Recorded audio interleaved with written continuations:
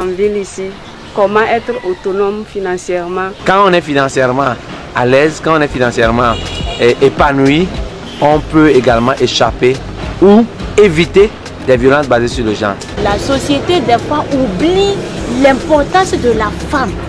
Du 25 au 29 octobre 2021, la GPEF, l'Alliance globale pour la protection de l'enfant et de la femme, a exécuté une série d'activités de formation et d'écoute à l'endroit des jeunes femmes survivantes des violences basées sur le genre à Notchan, chef-lieu de la préfecture de Haro. C'est dans le cadre de la mise en œuvre du projet d'appui à la résilience et à l'autonomisation socio-économique des jeunes filles vulnérables en temps de Covid-19 au Togo, avec le soutien financier du Fonds canadien d'initiative locale. Le but de cette formation est d'aider les jeunes filles à être autonomes. Et on a vraiment appuyé sur la violence de la femme et du fait que la société des fois oublie l'importance de la femme.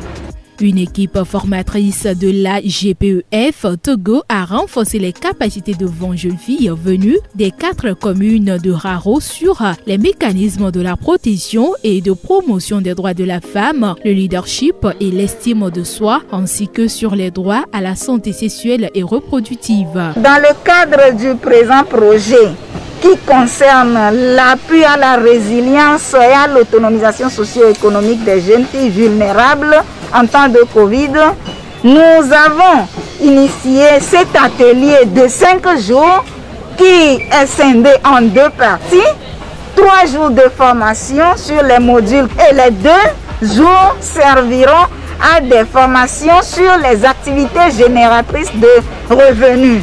Ces activités pourront leur permettre de gérer le quotidien si elles accordent une attention particulière à la formation.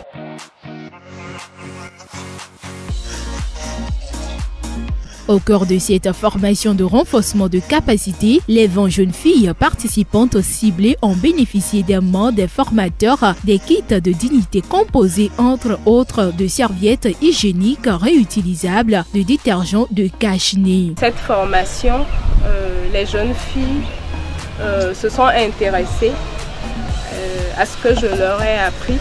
Les colliers en perles, les boucles d'oreilles en perles, les chaussures en pagne, les sandales en pagne, les bracelets en pagne et les boucles d'oreilles en pagne.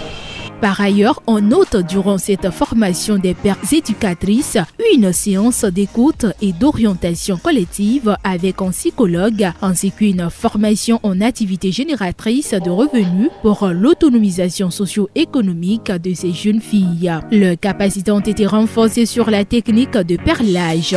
Elles ont exposé les perles et chaussures fabriquées par elles-mêmes, ce qui leur a valu des attestations de fonds de formation. Le guide d'accompagnement des survivantes de VBG, élaboré par la GPEF Togo, a été vulgarisé lors de ces sessions de formation et des échanges et discussions ont été menés autour. Nous avons des guides d'accompagnement des victimes de violences basées sur le genre que nous leur avons remis. Ces guides comprennent des informations détaillées sur les violences basées sur le genre, les conduites à tenir en cas de VBG, et les centres à approcher, et d'autres informations encore sur les associations qui traitent les cas de VBG. Il faut noter que ces mêmes sessions de formation ont été menées par la GPEF à Sokodé du 15 au 20 novembre, dont une vingtaine de jeunes filles ont également bénéficié des mêmes opportunités. Il y aura des activités de suivi pour voir comment ça évolue, comment elles se défendent. Notre souhait le plus cher, c'est que